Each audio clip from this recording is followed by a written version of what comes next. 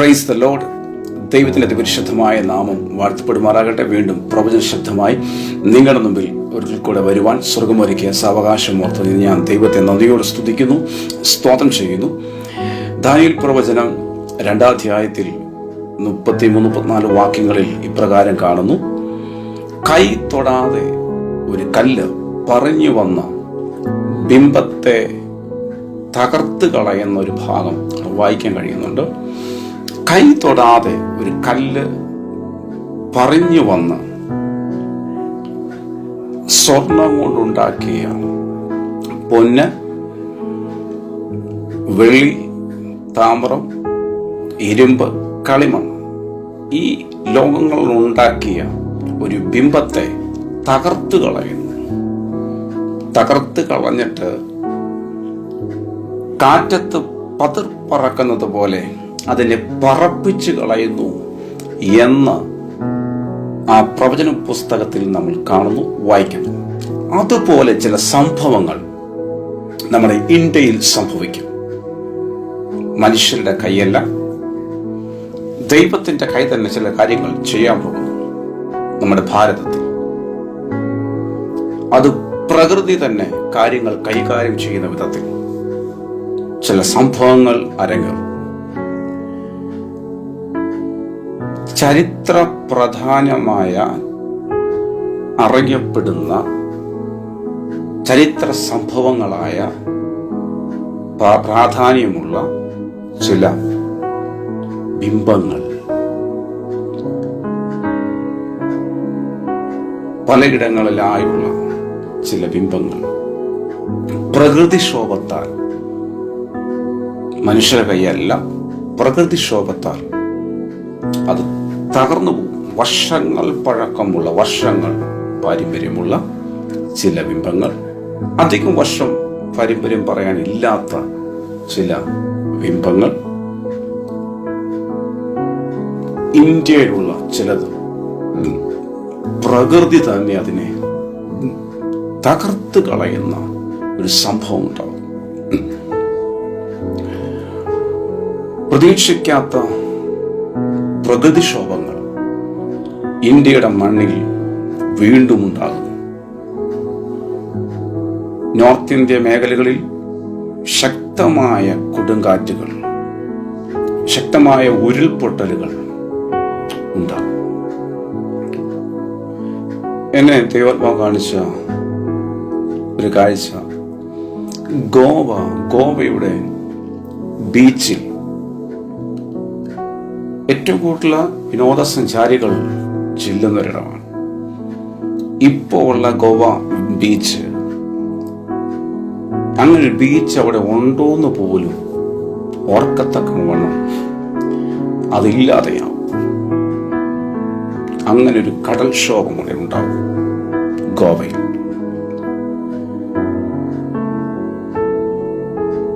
യുപിയിൽ വലിയ കൊടുങ്കാറ്റ്, പേമാരിയും ഉരുൾപൊട്ടലുകളും ജലപ്രളയവും ഉണ്ടാകാൻ പോകും. യുപിക്ക് വേണ്ടി നമുക്ക് പ്രാർത്ഥിക്കാം.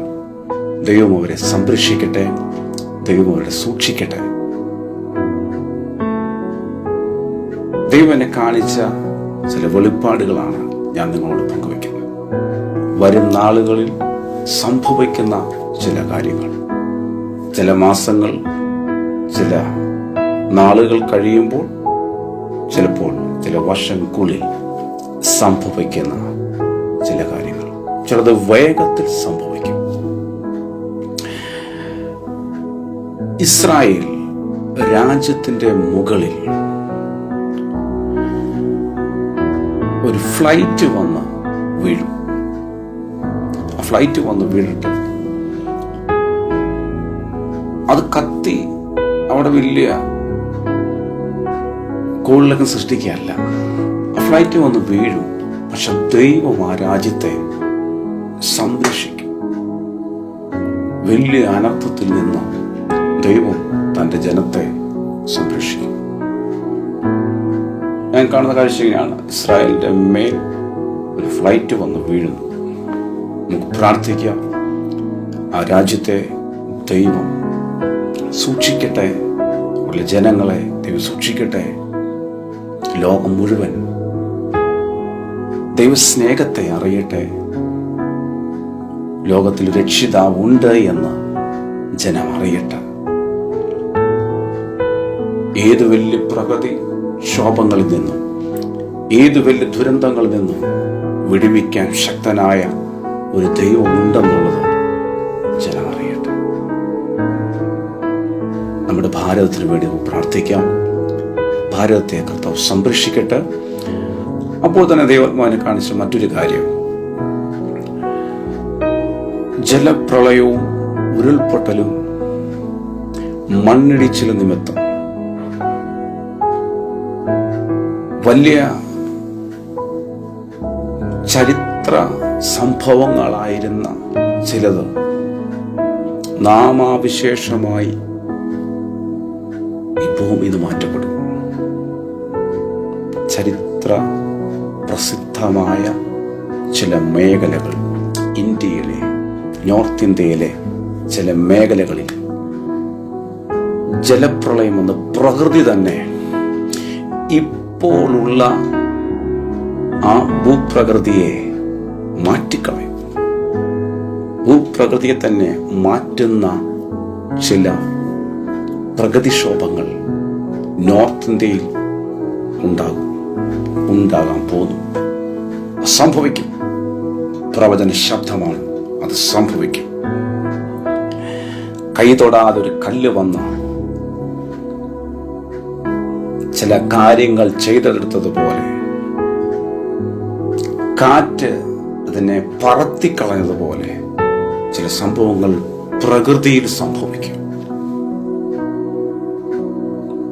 ഞാൻ അത്രയും പറഞ്ഞ സംഭവത്തെ ഞാൻ വിടുക.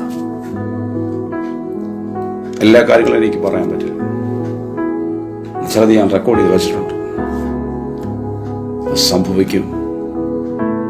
പ്രാർത്ഥിക്കാം. ഭാരതത്തിലെ ജനത്തെ കർത്താവ് സംരക്ഷിക്കുവാൻ, സൂക്ഷിക്കുവാൻ നമുക്ക് പ്രാർത്ഥിക്കാം.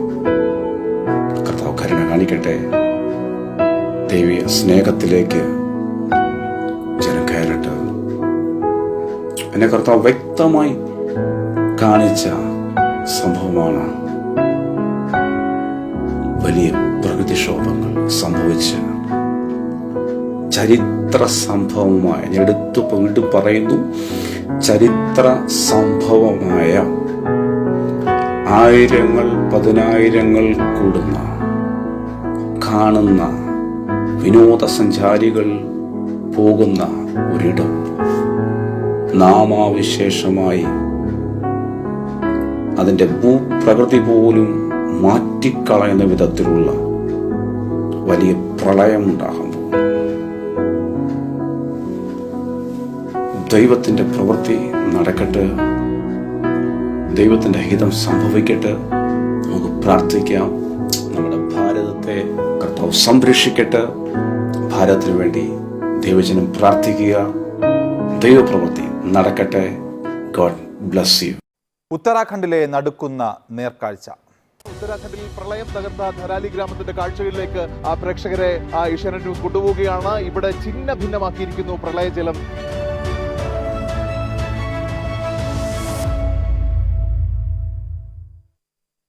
പ്രളയം തകർത്ത ധരാളി ഗ്രാമത്തിലുള്ളവർ ഇപ്പോഴും ആ വലിയ ദുരന്തത്തിന്റെ ഞെട്ടലാണ്. തകർന്ന ആർമി ക്യാമ്പിലെ 9 സൈനികരെ ഇനിയും കണ്ടെത്താനായിട്ടില്ല. കാണാതായവർക്ക് വേണ്ടിയുള്ള തെരച്ചിൽ ദുഷ്കരമാണെന്ന് രക്ഷാപ്രവർത്തനത്തിന് ചുമതല വഹിക്കുന്ന മലയാളി സൈനിക ഉദ്യോഗസ്ഥൻ ലഫ്റ്റനന്റ് കേണൽ ടിജോ തോമസ് ഏഷ്യാനെറ്റ് ന്യൂസിനോട് പറഞ്ഞു. ദുരന്തഭൂമിയിൽ നിന്നും ബിനുരാജ് തയ്യാറാക്കിയ റിപ്പോർട്ടിലേക്ക്.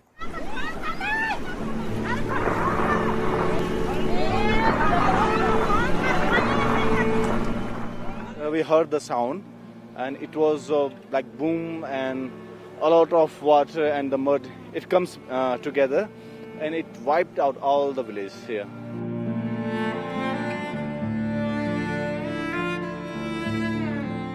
ഇപ്പോഴും ഇവർക്ക് നടുക്കം വിട്ടുമാറുന്നില്ല. ധാരാലി ഗ്രാമത്തെ ഒന്നാകെ പ്രളയം കവർന്നെടുക്കുന്നത് ഇദ്ദേഹം നേരിട്ട് കണ്ടതാണ്. സജീവമായ മാർക്കറ്റടക്കം പ്രദേശത്തെ ഒന്നടങ്കം പ്രളയം വിഴുങ്ങിക്കഴിഞ്ഞു. ഹോട്ടലുകൾ, റിസോർട്ടുകൾ, വീടുകൾ എന്നിവ ഇപ്പോഴും മണ്ണിനടിയിലാണ്. നിരവധി പേർ മണ്ണിനടിയിൽപ്പെട്ടിട്ടുണ്ട്. റഡാർ അടക്കമുള്ള സംവിധാനങ്ങൾ എത്തിച്ച് ഇവർക്ക് വേണ്ടിയുള്ള തെരച്ചിൽ തുടരും. എന്നാൽ രക്ഷാപ്രവർത്തനം വളരെ ദുഷ്കരമാണെന്ന് ഇതിന് ചുമതല വഹിക്കുന്ന ലഫ്റ്റനന്റ് കേണൽ ടിജോ തോമസ് വ്യക്തമാക്കി. ഇപ്പം നമ്മൾ എല്ലാം ഫുൾ സ്വിംഗിൽ ഇവിടെ ഇവാക്വേഷനും റെസ്ക്യൂ എഫേർട്സും ഉണ്ട്. ഞങ്ങളുടെ ഹെവി മെഷീനറി റോഡ് കൺസ്ട്രക്ഷനിൽ യൂസ് ചെയ്യുന്നുണ്ട്. ധാരാലി ഗ്രാമത്തിന്റെ അവസ്ഥ എന്താണ് എന്ന് നമ്മൾ കണ്ടു കഴിഞ്ഞു. ഹാർസിലും അതുപോലെ തന്നെ സമാനമായ നഷ്ടം ഉണ്ടായിട്ടുണ്ട്. ഹാർസിലിനെ സംബന്ധിച്ചിടത്തോളം ഏറ്റവും പ്രധാനപ്പെട്ട ഒരു നഷ്ടം എന്ന് പറഞ്ഞിരിക്കുന്നത് ഈ ആർമി ക്യാമ്പാണ്. ആർമി ക്യാമ്പ് നിന്ന പ്രദേശമാണ് ഇപ്പോൾ നമുക്ക് ഇതിന്റെ മറുകരയിൽ നമുക്ക് കാണാൻ കഴിയുന്നത്. ഇവിടെ ഉണ്ടായിരുന്ന 9 സൈനിക ഉദ്യോഗസ്ഥരെ കുറിച്ച് ഇനിയും വിവരമില്ല. സൈനിക ക്യാമ്പ് തകർന്ന് ഒലിച്ചു പോകുന്നതിന് പ്രദേശവാസികൾ പലരും ദൃക്സാക്ഷികളാണ്. सर ये कैंप तो बहुत सुंदर था. जब वहाँ से पहाड़ आया तो काफी वहाँ से आर्मी के जवान बहते हुए आए और दूसरा जब पानी ऊपर से आया तो उसके बाद मिट्टी में दब गई. കുടുങ്ങിക്കിടക്കുന്ന ആളുകളെ എത്രയും വേഗം ഇവിടെ നിന്ന് ഈ ഹർസിലെ ഹെലിപാഡിൽ നിന്ന് ഇവിടെ നിന്ന് ഉത്തരകാശിയിലേക്കും ഡെറാഡൂണിലേക്കുമാണ് കൊണ്ടുപോകുന്നത്. ഉത്തരകാശിയിലും ഡെറാഡൂണിലുമുള്ള ആശുപത്രികളിലേക്കും അതോടൊപ്പം തന്നെ മറ്റ് സുരക്ഷാ കേന്ദ്രങ്ങളിലേക്കുമാണ് ഇവരെ ഇപ്പോൾ കൊണ്ടുപോകുന്നത്. പ്രളയത്തിൽ കുടുങ്ങിയ കൂടുതൽ ആളുകളെ കണ്ടെത്തി ഇവിടെ എത്തിച്ചാണ് രക്ഷാപ്രവർത്തനം പുരോഗമിക്കുന്നത്. ക്യാമറമാൻ വടിവേലിനൊപ്പം ഉത്തരാഖണ്ഡിൽ നിന്ന് ബിനുരാജ്, ഏഷ്യാനെറ്റ് ന്യൂസ്. അത് കഴിഞ്ഞ് പരിശുദ്ധാത്മാവോട് ഇടപെട്ട മറ്റു കാര്യം നമ്മുടെ ഇന്ത്യയിൽ ജമ്മു കാശ്മീരിലും ഹിമാചലിലും വലിയ പ്രകൃതിക്ഷോഭങ്ങൾ ഉണ്ടാകാൻ പോകുന്നു. അവിടെയുള്ള മഞ്ഞ് ഉരുകി ഉരുൾപൊട്ടുന്നത് പോലെ മഞ്ഞുരുകി ഒരു ദേശം മുഴുവൻ നശിച്ചു പോകുന്നതിലൊരു കാഴ്ച ദൈവം പോലെ കാണിച്ചു. ഹിമാചൽ പ്രദേശ്, കാശ്മീർ, ജമ്മു കാശ്മീർ, ഈ 2 ഇടങ്ങളെ ഓർത്ത് പ്രാർത്ഥിക്കുക. അവിടുത്തെ കാലാവസ്ഥ തന്നെ മാറാൻ പോകും. ഇപ്പോൾ അവിടെ ഭയങ്കര തണുപ്പാണെങ്കിൽ ആ ഇപ്പോഴത്തെ ക്ലൈമറ്റിനെ പോലും ദൈവം മാറ്റും. അവിടുത്തെ ക്ലൈമറ്റ് ചേഞ്ച് ആകും. നമ്മുടെ കേരളത്തിലെ ക്ലൈമറ്റ് പോലെയാകും. ദൈവങ്ങളൊക്കെ പ്രാർത്ഥിക്കുക. ഒരു വല്ലാത്ത ദുരിത അന്തരീക്ഷം ആ ഇടങ്ങളിൽ ഉണ്ടാകാൻ പോകുന്നു. ഒത്തിരി നാശനഷ്ടങ്ങൾ, മരണങ്ങൾ സംഭവിക്കുന്ന ഒരു സാഹചര്യം അവിടെ ഉണ്ടാകാൻ പോകുന്നു. ഉണരുവിൻ, പ്രാർത്ഥിപ്പിൻ, കർത്താവിന്റെ വരവിന് വേണ്ടി ഒരുങ്ങുവിൻ. ആ ദശകളെ ഓർത്ത് ദൈവമക്കൾ പ്രാർത്ഥിക്കുക. എന്നെ വ്യക്തമായി പരിശുദ്ധാത്മാ കാണിച്ച കാര്യമാണ്.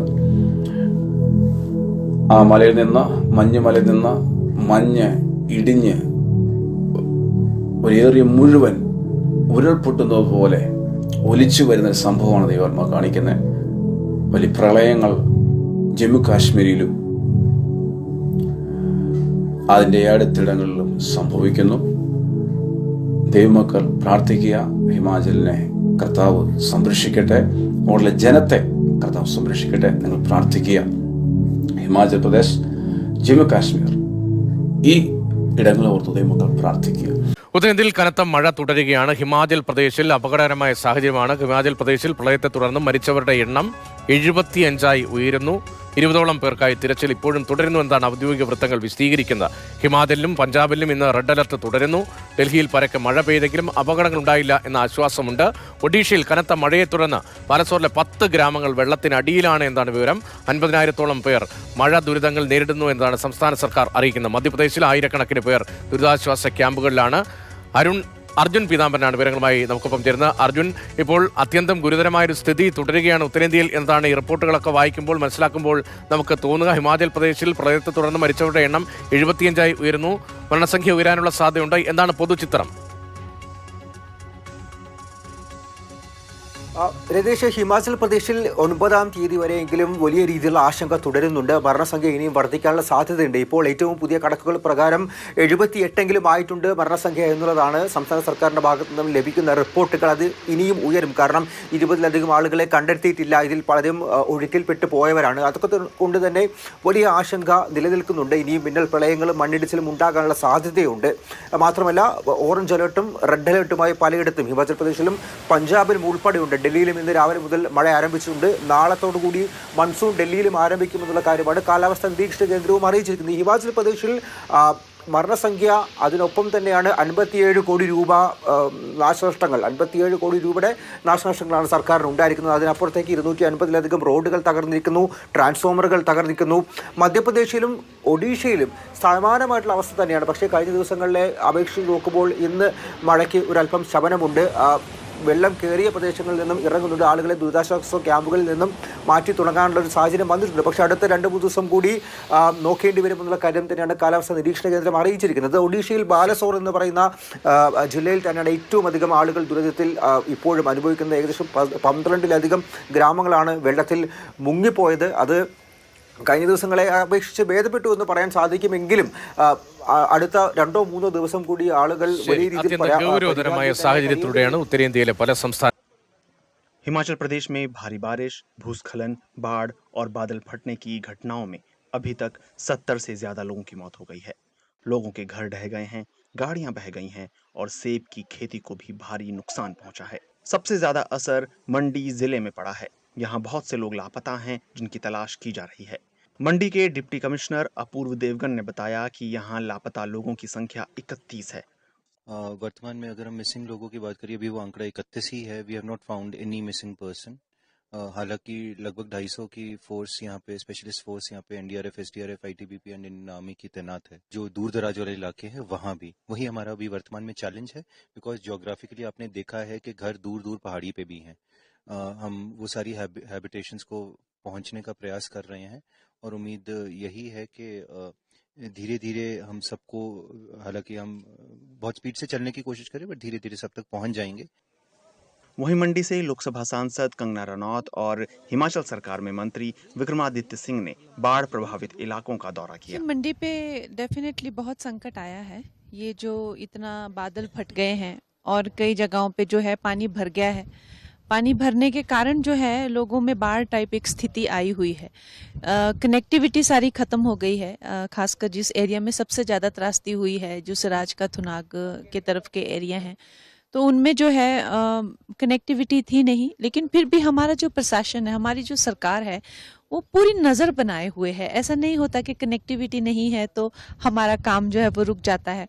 चाहे वो डीसी को लेकर हो, बाकी चाहे स्थानीय अधिकारी हो, उनको लेकर संपर्क बना के रखना और उनको जो चाहे वो राहत को लेकर, चाहे रिलीफ को लेकर या किसी तरह की और सुविधा को लेकर जो प्रभावित लोग हैं उनसे उनको जो है निर्देश देना, वो सब काम तो हमारा चालू रहता है।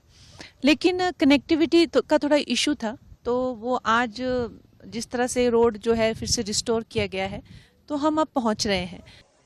मंडी जिला के बहुत इलाकों में हुआ है, मगर इस बारी कॉन्सेंट्रेटेड ये जो है हमारा करसोग में और खास करके सिराज इलाके के अंदर हुआ है। कुछ हमारा निचला जो नाचन का इलाका है वहां पर भी हुआ है।